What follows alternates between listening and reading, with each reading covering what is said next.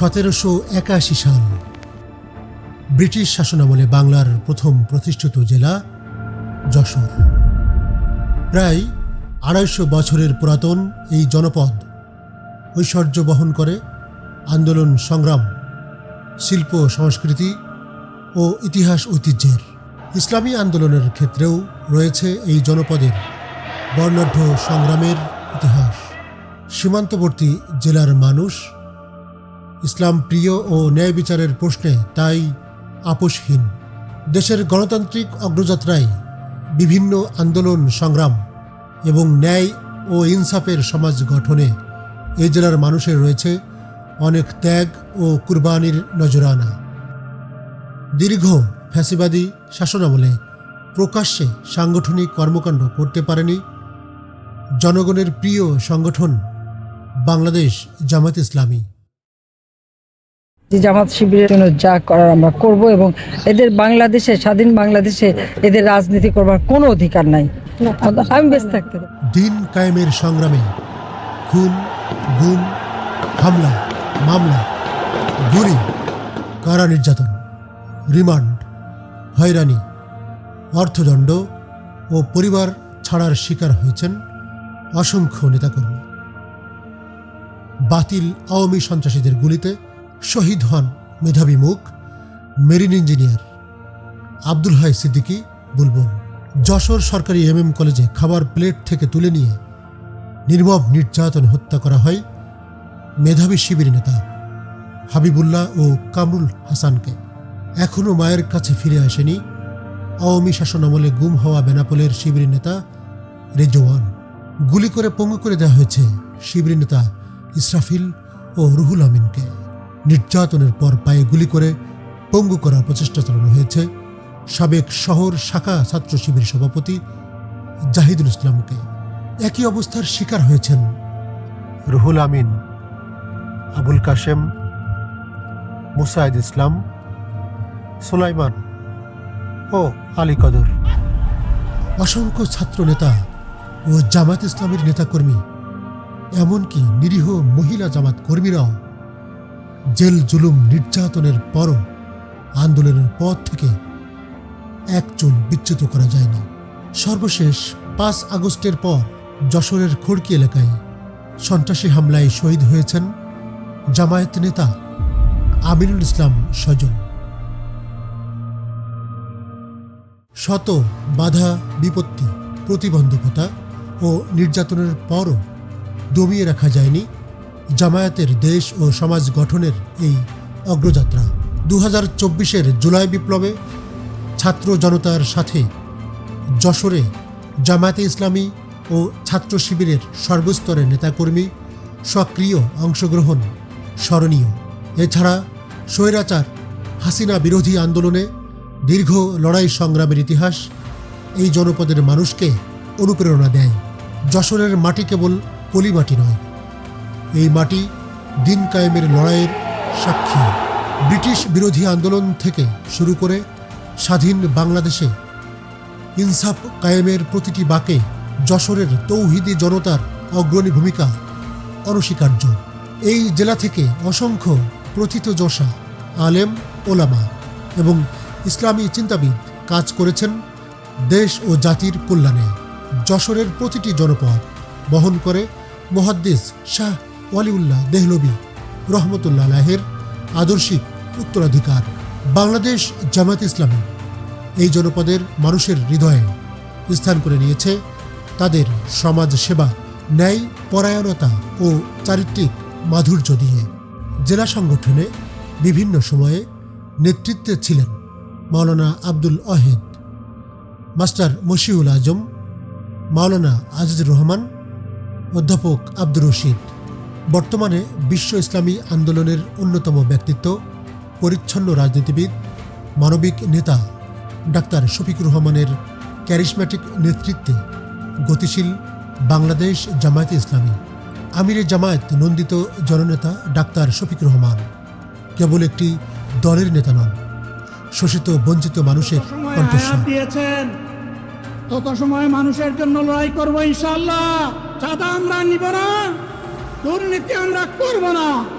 চাঁদা আমরা নিতে দেব না, দুর্নীতি আমরা সহ্য করব না। এই বাংলাদেশটাই আমরা দেখতে চাই। দলীয় নির্বাচনী ইশতেহার ঘোষণা করে তিনি দেশে বিদেশে প্রশংসিত হয়েছেন। 60ঊর্ধ্ব নাগরিক ও 5 বছর বয়স পর্যন্ত শিশুদের বিনামূল্যে চিকিৎসা সেবা, প্রতি জেলায় বিশেষায়িত হাসপাতাল প্রতিষ্ঠা, 50 লাখ বেকার যুবকদের কর্মসংস্থান সৃষ্টিতে বিনা সুদে ঋণ প্রদান, বিশ্বের সর্ববৃহৎ মহিলা বিশ্ববিদ্যালয় নির্মাণ সহ নতুন ও সমৃদ্ধ বাংলাদেশ বিনির্মাণের ঘোষণা দিয়েছেন 31 দফা আশা, শান্তি ও ঐক্যের আহ্বানে। যশোরের 6টি সংসদীয় আসনে এবার ন্যায় ও ইনসাফের প্রতীক দাঁড়িপাল্লা নিয়ে লড়ছেন জনমানুষের প্রিয় খাদেমরা। আসুন চিনে নিন তারা।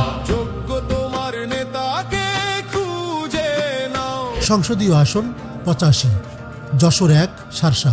সীমান্ত এলাকার অতন্ত্র প্রহরী, জনগণের সুখ দুঃখের সাথী, রাজনীতিতে দীর্ঘদিনের পরীক্ষিত মাওলানা আজিজুর রহমান দাঁড়িপাল্লা প্রতীক নিয়ে ত্রয়োদশ সংসদ নির্বাচনে প্রতিদ্বন্দ্বিতা করছেন। সীমান্তবর্তী মানুষ বরাবরই ইসলামের প্রতি অনুরক্ত।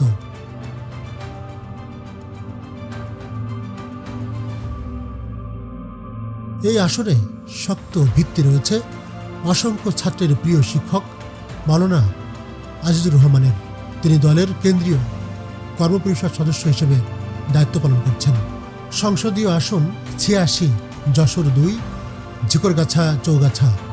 শিক্ষা, স্বাস্থ্য, ক্রীড়া, সড়ক সংস্কার, অবকাঠামো উন্নয়ন ও সামাজিক উন্নয়নে প্রতিশ্রুতিবদ্ধ নন্দিত জননেতা, শিশু হৃদরোগ বিশেষজ্ঞ ডাক্তার মোসলেহ উদ্দিন ফরিদ।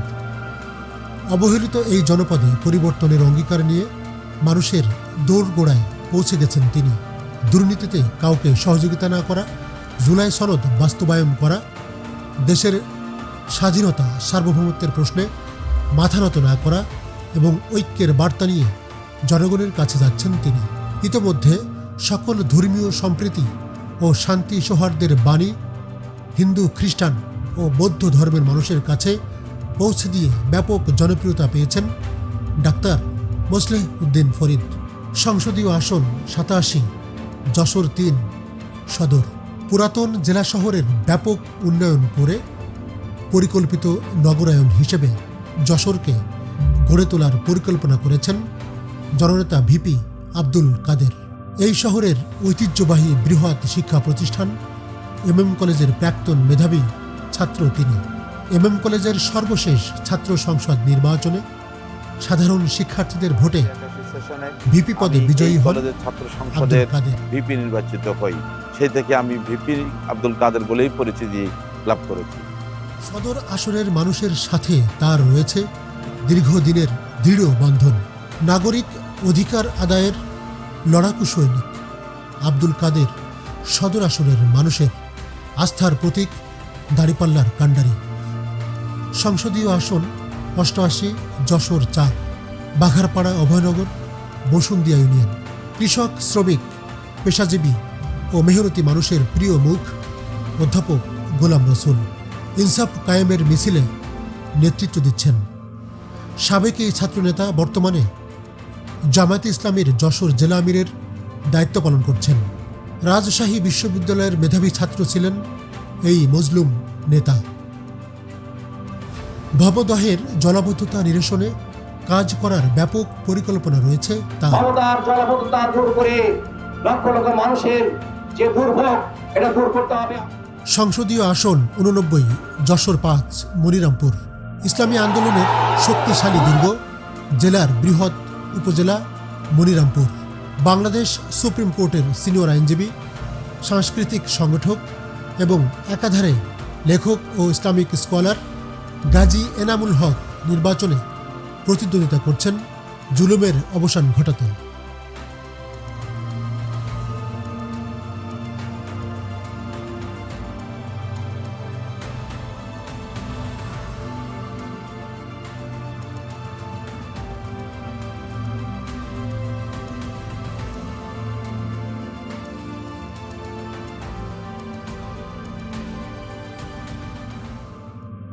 সংসদীয় আসন 90, যশোর 6, কেশবপুর। কৃষক অধিকার ও গণমানুষের মুক্তি নিশ্চিত করতে দাঁড়িপাল্লার হয়ে লড়ছেন অধ্যাপক মুক্তার আলী। এলাকার সর্বজন শ্রদ্ধেয় প্রবীণ শিক্ষক মুক্তার আলী তার রাজনৈতিক প্রজ্ঞা ও সততা দিয়ে ন্যায় ও ইনসাফ প্রতিষ্ঠার প্রতিশ্রুতি দিচ্ছেন।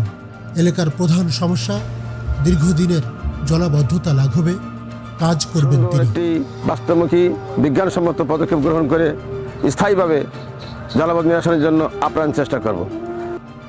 আসুন বুকে সাহস নিয়ে ইনসাফ কায়েমের এই মিছিলে শরিক হই। মনে রাখবেন, আপনার একটি ভোট কেবল একটি রায় নয়, এটি একটি আমানত। 12 ফেব্রুয়ারি জুলাই সনদ বাস্তবায়নে এবং রাষ্ট্র সংস্কারে হ্যাঁতে ভোট দিন। আপনার আমানত সংরক্ষণে যশোরের 6টি আসনেই দাঁড়িপাল্লা প্রতীকের বিজয় হবে ইনশাআল্লাহ।